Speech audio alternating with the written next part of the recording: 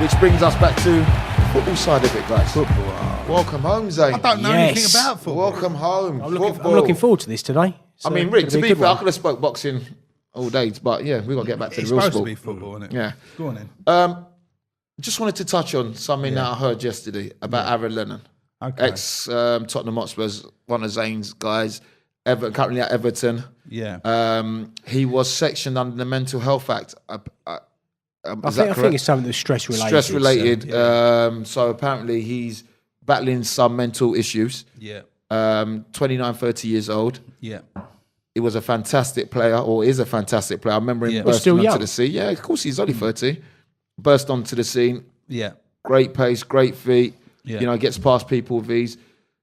You know, what I wanted to ask you, being an ex-sportsman yourself, is, and, you know, I spoke to Ledger about this earlier on before we got here on the phone, and I don't know about sportsman. I just, used to chase ice cream vans and stuff. That's a sport. I don't know about sportsman. Yeah. You know, that's a sport. But what do you think? You know, I'm quite interested to find out what can cause these sorts of issues, because a lot of people from the outside in, like I was speaking to Ledge earlier on today, from the outside in, everybody, and obviously, you know, I'm into the business, but I just want to play a little bit of devil's advocate at the minute. Okay. From the outside in, everybody looks at them and says, wow, you are so lucky. You've got this, you've got that. You're earning 6 figures every week. Do you know what I mean? Your life is good, this, that, and the other. But obviously there's something wrong upstairs. I don't and think it keeps on happening time and time and time again. I don't think you ever know what goes on behind closed doors, or even what support circle people have got, or what's going on in their life. You know, sometimes. But I think you're right in what you say there, Zane. I think for me, being someone in the inside, the support circle is so important, you know, and this is something that, you know, when I was at the Emirates last week talking at Kick It Out, Raise Your Game, and speaking to these young, aspiring people that want to get into the business, is that you have to have a good support network around you.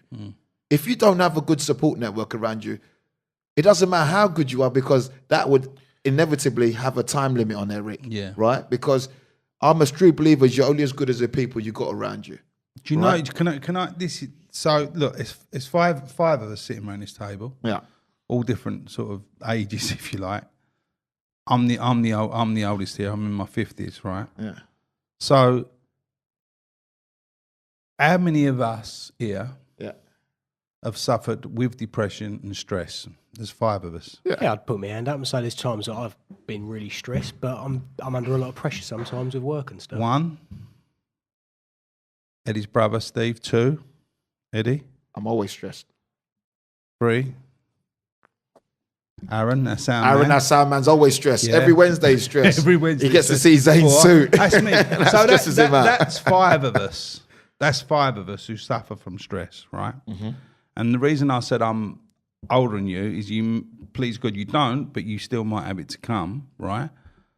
How many of us here, if you're going to be, you know, honest, and you haven't got to answer it, if you want to abstain from we answer it. That's what we're doing. All right, okay then. So how many of you have been prescribed antidepressants? Me? No, I haven't. No, I haven't. No. So I'm the only one here who's been prescribed antidepressants. Right. How many of us here have felt suicidal? Don't want to be here anymore? No. No one else? No.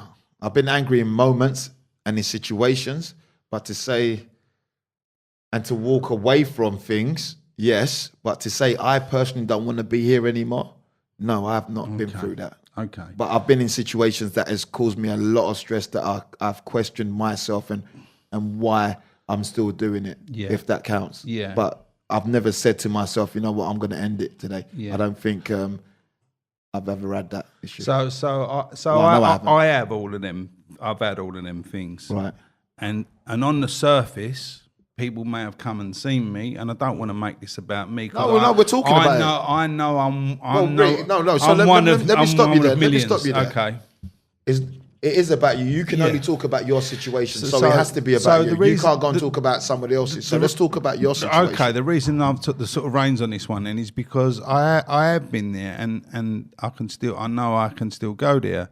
And so when you say what causes this, it can be a multiple of things. You know, it can be quite a few elements that come in. It can just be in your genes that, you know, some of your parents, one of your parents or someone going back was gets depression and stuff like that. It could be hereditary. You know, often more than most, sadly, it's money. It's money situations, not, you know, with the stresses of life we've got, of trying to being able to afford stuff. Then let me ask you a question. That for me, you just said money and stretches of life and stuff like that. I understand that as to the common person, that will be a real issue. I know we spoke a couple of weeks ago about Rio Ferdinand losing his Some wife, people God are rest so, her soul. especially in my job, Ed, sometimes I speak to people and they're just so desperate. They don't know where to turn, which way to go. No, I understand, and that's what I'm going to allude to. That's what I'm going to allude to. If you've not got the strength, Eddie, you've got to be lucky enough to have somebody who's got the strength to carry you. No, exactly. So what I'm saying is, the question I want to throw to you, Rick, is that to the common person that has to get up every morning and grind from 6 till 6, 7 days a week, battle to make ends meet. Okay. But on the flip side of it, we look at someone that is a multimillionaire. That is in the public eye. Doing a job that billions of people, when I say billions, would love to do, give literally their right arm for an opportunity. He doesn't have any money worries. He doesn't have any stresses. He doesn't have what will get 99.9% of people down. How does that? How do you then deal with that? So what I'm saying is, you say he does. You know, you say he doesn't have any money worries. The likelihood is he doesn't. We don't know if he's a gambler. I doubt it. We don't know if he's an addict of some kind. I doubt it. But what I'm saying is, you know, it can even be.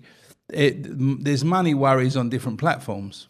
You know, you may have invested in loads of stuff and you've lost money, or you maybe have got into a point in your career where, you know, ego or jealousy takes over. You go, look at him, I'm no longer getting that. I used to be. I'm no longer the player that I used to be what I was, and now they're getting that. All I've got to look forward to is like injuries and slowly coming out the game, and people, you know, I'm getting less and less cheers that I used to get. You know, like death by 1,000 cuts. You know, people booing me. I'm like Eddie Earn. You know what I mean? whatever it may be, everyone, you know, everyone hurts in some way, and different ways, And it's a really complex thing, and and that when you suffer from depression and stuff like that, it's not one size fits all sort of illness, is it? It's an horrible thing. So, you know, I have laid on the settee with a quilt over me, crying, not wanting to face the world, not wanting a beer anymore, not think. And I've got a show booked in where I've got to go out and do stand-up comedy. Which is a nightmare, and I've gone there glassy-eyed, not sure if I can drive my car properly because all my distance is out. Everything feels like you're talking to people and it sounds like they're talking like that. You don't know where you are, what you're doing. And I've got up on stage, and I've even said, you know, jokingly, I was going to, you know, just try to top myself and pulled the banisters down. So here I am and all that. And everyone's laughing, and they would never know in a million years. That was laced with truth. That was laced with truth. And I know, I'm one of millions. This is not a special case. And I've been to therapist after therapist after therapist along the way. And here's the thing. If you have got a problem with depression, and you don't know where to go, the first thing you think, a therapist? Shall I go and see a therapist? In my experience, not every therapist is good. When you walk into a barber's, they might go, that barber's is brilliant on that corner. You've got to go in here, but it's who cuts your hair. Yeah, sure. Right, which I totally understand. And you know, if Dave don't cut your hair, who's a really good cutter, and Jim cuts it and he's shit, you're going to get a bad haircut. So what happens is, I've been to therapists, and when you put your life in their hands, and you're at a really crucial time, and vulnerable, and super vulnerable, and then you'll get this, you might get this spill, and you can end very much often what therapists do, they go back to your childhood, because often from stress and it starts rooted from your childhood. And when you relive stuff, if you're not in capable hands with someone who can do something with that, you can end up in a lot worse position than you was. And let me say this, most therapists become a therapist because they went somewhere, because they was really stressed and depressed, and they thought, oh, this is all right, 80 quid an hour. I'm going to go on a course. So here's my little bit of advice. 'cause not all of them are doctors, are they? Here's my little bit of advice. If you are going to go and see a therapist, find a happy one. Because if they're super depressed themselves, they've got nothing to show you. Yeah. They've got nothing to show you. And often what they're doing there, they're just nosy bastards. They're sitting there getting off on your shit.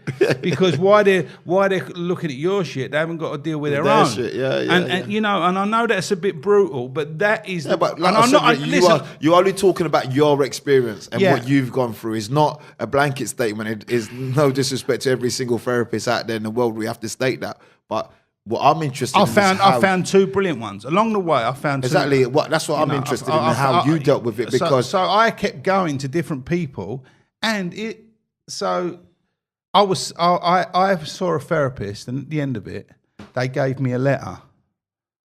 And when I looked at the letter, it was a letter to have me sectioned. Wow. It was a letter for me to walk into a hospital and give them the letter. This was an American woman I seen the first time I ever saw her, and she said, "Look, I'm gonna write you a letter so that you can go somewhere." And she told me where to go, and she gave me. And I thought, should I walk in there? Do I do that? I mean, I was like really low and in a real state, and I never done it, and I got through it. And as time's gone on, I have good times and I have things, but I feel like I got over that. And at the start of this conversation, I said, I'm the oldest one on this table, and please God, don't it happen to you. But you know my belief, most of us in life, there will come a time when the stress hits you big time. Oh, definitely. When that cloud comes over you, and it's about doing what AJ done, getting back up off the floor, if you possibly can, and fighting on.